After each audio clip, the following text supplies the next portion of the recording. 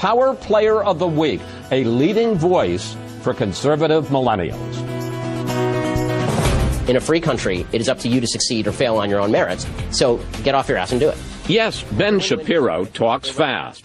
But then for most of his 33 years, he's been a man in a hurry. I'm Ben Shapiro. This is The Ben Shapiro Show. He's the host of the most listened to conservative podcast in the country.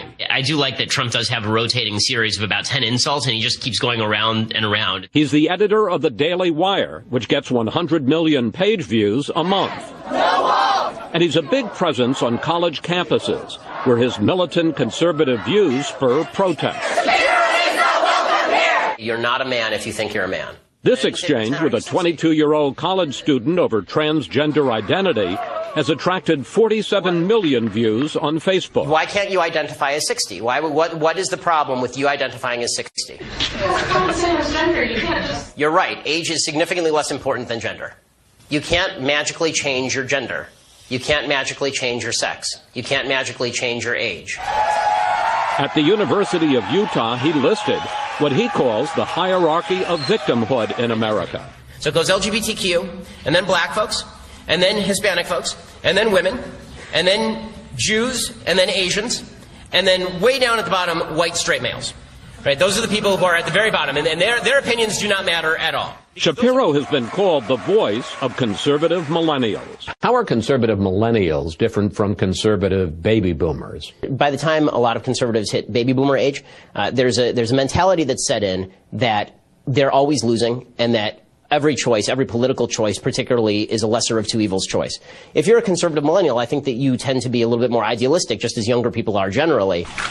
While he applauds some of President Trump's policies, he says the tweets are needlessly divisive and turn off his generation. Young people in the United States dramatically dislike this administration, and they dramatically dislike the Republican Party.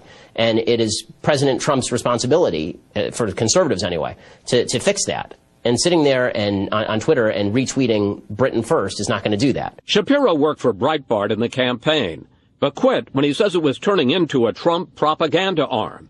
As for Steve Bannon, I think that Steve is very interested in being perceived as powerful, as being perceived as a mover and shaker. I don't think he's nearly as much of a mover and shaker as he wants to be seen as. As we said, Shapiro has always moved fast. At age 5, he dressed for Halloween as John Adams. By age 17, he wrote a nationally syndicated political column. I skipped a couple of grades. I was a virtuosic violinist. I actually, when I went to college, thought that I was going to double major in genetic science and music. So I was always pretty driven. Things that I hate. And his only plan now is to keep pushing his special brand of combative conservatism. Sometimes the best way to get a message across is to just speak bluntly. And so I'm not going there to deliberately offend people. I'm saying things that I think are true with precisely the amount of verve I think necessary to convey the message. After our interview, I had one piece of advice for Shapiro. Try talking a little slower so some of us can keep up with him.